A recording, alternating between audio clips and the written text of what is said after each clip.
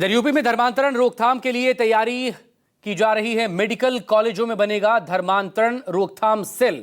राज्यपाल आनंदीबेन पटेल ने इस बारे में निर्देश भी दिए हैं। संदिग्ध गतिविधियों पर यह सेल नजर रखेगा। केजीएमयू धर्मांतरण मामले को देखते हुए ये फैसला किया गया है। राज्यपाल की तरफ से सेल गठित करने के लिए कॉलेजों को आदेश भी जारी किए गए। संवैधानिक पदों पर बैठे हुए व्यक्तियों की भूमिका पे समाजवादी पार्टी पहले भी सवाल उठाती रही है कि किस तरह से वो भारतीय जनता पार्टी के एजेंडे को आगे बढ़ाने का काम कर रहे हैं। लव जिहाद को लेके, धर्मांतरण को लेके पहले से देश में, उत्तर प्रदेश में कानून मौजूद है और कानून अपना काम करता है। समाजवादी पार्टी समझती है कि जिस तरह का पत्र राज्यपाल महोदया द्वारा लिखा गया है वो पता चलता है कि आखिर उनकी प्राथमिकता क्या है। भारतीय जनता पार्टी के एजेंडे को आगे बढ़ाना है या जिस तरह से मेडिकल कॉलेज में, डेंटल कॉलेज में आरक्षण को लेके, रैगिंग को लेके और डॉक्टर्स की कमी को लेके जो बड़े सवाल हैं उन पे भी सवाल उठाना है या उन पे भी कभी कोई सवाल पूछना है। ऐसा उत्तर प्रदेश में कोई दिन नहीं जाता है जिस दिन किसी गरीब की हॉस्पिटल्स में एडमिट ना होने के कारण, दवा की कमी के कारण, किसी लापरवाही के कारण उत्तर प्रदेश में किसी गरीब व्यक्ति की मौत ना होती हो, उस पे कोई पत्र जारी नहीं होता है। राज्यपाल जी का ये फैसला अपने आप में स्पष्ट करता है कि उत्तर प्रदेश की सरकार निकम्मी और नाकारा है। भारतीय जनता पार्टी की सरकार को के 9 साल रहने पर भी अगर इस तरीके के सेल बनाए जाने की आवश्यकता पड़ रही है आनंदीबेन पटेल जी को, तो निश्चित तौर पर ये स्पष्ट करता है कि यहाँ पर कानून व्यवस्था नाम की कोई चीज़ नहीं रह गई है।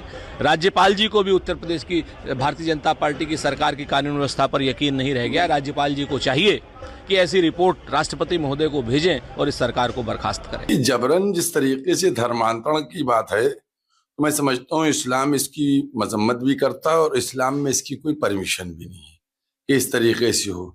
अब देखना चाहिए कि ये जो धर्मांतरण की बातें कर रहे हैं, अब शिक्षा संस्थानों में पहले दोस्तियां होती हैं, उसके बाद अगर उन दोस्तियों में कोई नाइत्तेफाकी होती है तो सीधा सीधा ये इल्जाम लगता है कि धर्मांतरण है। वैसे जो हमारे देश की जो गवर्नर साहिबा हैं, उन्होंने अगर ऐसा कानून बनाया है, शिक्षा संस्थानों में बिल्कुल हर तरह की खराबियों को रोकने के लिए कमेटियां गठित होना चाहिए, इसमें कोई एतराज नहीं है। लेकिन कोई भी कमेटी बने वो निष्पक्ष ये जांच करे कि वाकईन इसमें जबरन धर्मांतरण का मामला है या इसके अंदर कोई दूसरा। सीधे रुख करेंगे इस वक्त लखनऊ का। मेरे सहयोगी मानस श्रीवास्तव हमारे साथ जुड़ गए लखनऊ से। मानस, अब धर्मांतरण रोकथाम की तैयारी, तमाम मेडिकल कॉलेज में धर्मांतरण रोकथाम के लिए सेल बनाने के निर्देश सामने आए हैं। जाहिर तौर पर इस पर अब पॉलिटिकल रिएक्शंस भी सामने आ रहे हैं। मानस,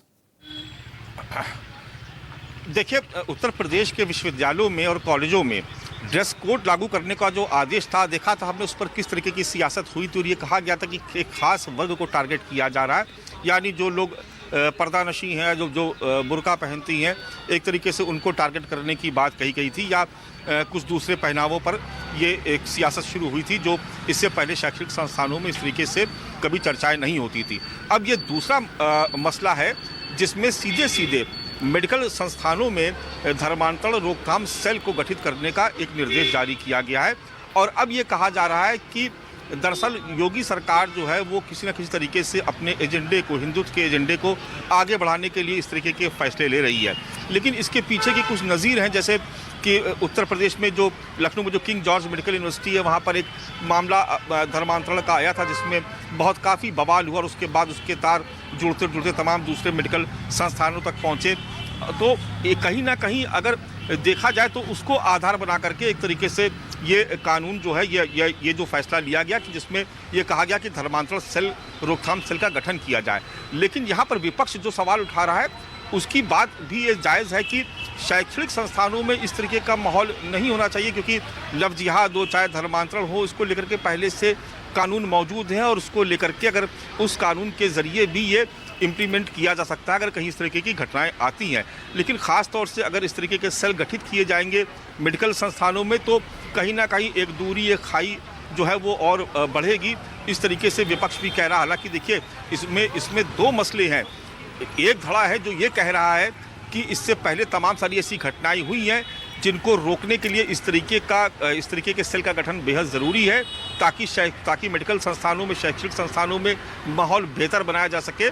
लेकिन एक दूसरा वर्ग है जो ये कह रहा है कि शिक्षण संस्थानों को, मेडिकल संस्थानों को इस तरीके की बातों से दूर रखा जाना चाहिए, क्योंकि इससे ख़राब असर पड़ता है। जो पढ़ाई का माहौल है वो प्रभावित होता है और आपस में स्टूडेंट्स में भी दूरियां बढ़ती हैं। लेकिन जो तस्वीर है, जो मौजूदा तस्वीर है, वो ये है कि इसके गठन का आदेश जारी हो चुका है और उत्तर प्रदेश में अब इस पर सियासत हो रही है। आपने देखा ड्रेस कोड पर किस तरीके की सियासत हुई, लव जिहाद, लैंड जिहाद पर किस तरीके की सियासत हुई, और अब आप देख रहे हैं कि ये धर्मांतरण रोकथाम सेल, इसको लेकर के उत्तर प्रदेश में सियासत शुरू हो गई है। मुझे लगता है कि 2027 के विधानसभा चुनाव आने तक ये प्रैक्टिस दोनों तरफ से जारी रहेगी। बहुत शुक्रिया, बने रहिएगा आप मानस, आपसे हम लगातार बात करते रहेंगे।